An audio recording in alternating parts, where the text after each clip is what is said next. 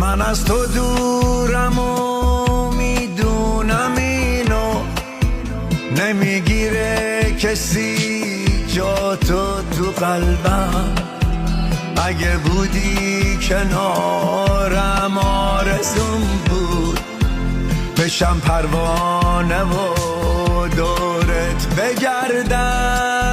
میخونم هرگز از یادم نمیری، زدی توی وجودم برگ و ریشه.